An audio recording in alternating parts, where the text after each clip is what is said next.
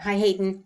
Hey, I thought it would be easier if I just kind of made a little video responding to some of the sources that you have found and offering some suggestions. So if you look at these, and discrimination is a fine part of a topic, but discrimination, there are so many different kinds of discrimination amongst so many different types of people and different attributes. It would be so difficult to create, a smaller essay or a smaller synopsis just based on that alone. So you have these, they're good sources, they're fine sources, but they're talking about each of these, talking about othering and othering and positionality. These are all really quite, they're very important, but they're theories. And then they're so kind of abstract that alone they are difficult to work with. They need to be attributed to something, some demographic, some situation for them to become meaningful. And you do here have an article on something that's a little more concrete. So it's discrimination concerning housing in Phoenix. So that is a little more concrete, but it seems it's the only one out of all of these about housing. About income bias and income discrimination in housing. And so I'm not sure if that's the direction you really want to take. I'm not quite sure. Also, just so you know, these are great sources, but they are not peer-reviewed articles. These are reference sources. They're encyclopedias. So peer-reviewed articles are articles that are published in a journal where before they are published, they are scrutinized by peers. They are reviewed. They are go through this really difficult process where they are like judged to see whether they are worthy, where they are written well, whether the research is credible, the process is credible, and all of those kind of things. And so they're by the time they get published, they're incredibly credible. So let me give you some examples and some things that I was thinking about.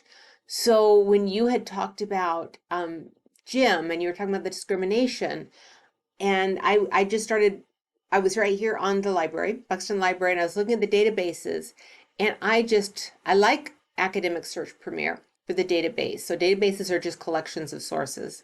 And so I put on here the kind of discrimination, and I found a lot on weight discrimination.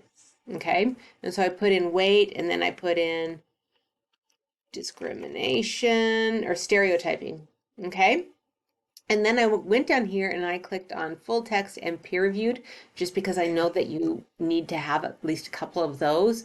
And I clicked on search, and it brought up some really interesting um, articles on weight stigma and all of these kind of things. And that even parents have implicit and explicit bias against children with obesity. Body weight can change how your emotions are perceived, not how they are felt, but how they are perceived. Also, I had found these with just online sources with the fitness industry. If you wanted to stay focused on the fitness industry, you can have that as the anchor, and you can always branch off as far as weight discrimination in other areas as well. But this is a great article, Weight Bias in the Health and Fitness Industry, and it includes a lot of great things.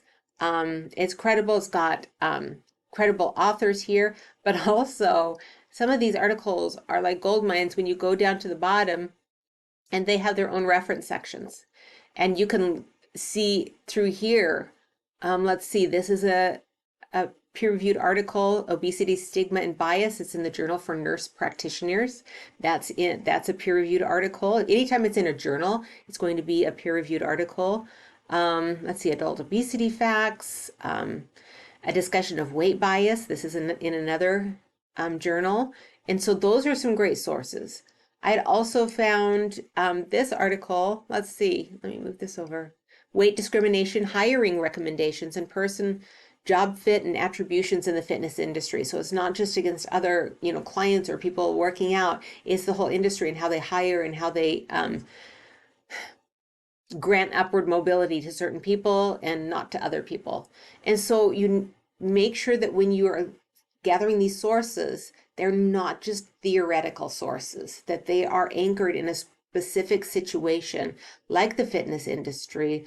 If you want to go housing, and the kind of discrimination would be, income discrimination in housing, that's fine. But all of the sources have to look at that same conversation. They have to be part of that same conversation for it to work. Otherwise, it will be frustrating when you finally get to the point where you are writing about it, because it would just be these airy concepts rather than something concrete to anchor them with.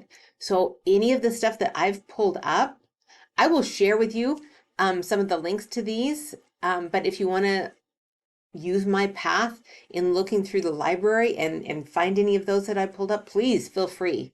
Okay. If you want to talk about this later on, I am available. I just finished my office hours today.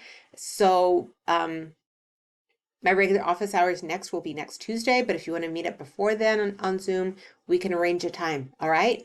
All right. Thank you, Hayden. And by the way, you're doing great in the class. So I just wanted to point this stuff out to you. Okay. All right.